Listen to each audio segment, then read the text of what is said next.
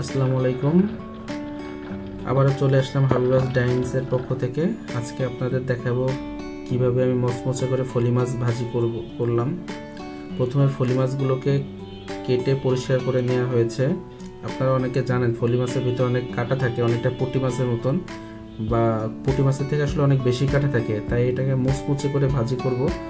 মুচমুচে করে ভাজি করলে এটা খেতে অনেক মজা হবে। তো শুরুতে আমি ফলি মাছগুলোতে পরিমাণ মতো লবণ, হলুদ এবং মরিচের গুঁড়া দিয়ে মাখিয়ে নিচ্ছি।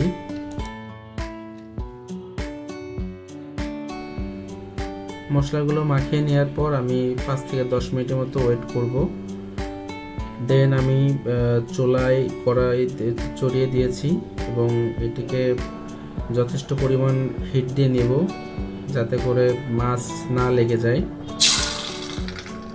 চুলা কড়াইতে তেল দেওয়ার পরে আমি একটু লবণ দিয়ে নিলাম, লবণ দিয়ে একটু নাড়িয়ে নিলাম যাতে করে মাছ উল্টানোর সময় না ভাঙে।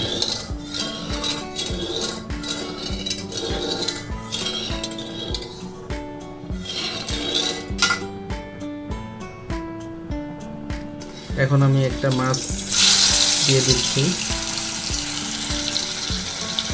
চুলাটা খুব ভালোভাবে হিট হয়েছে, যার কারণে আসলে বোঝা যাচ্ছে আসলে মাছ ভাঙতেছে না উল্টানোর সময়।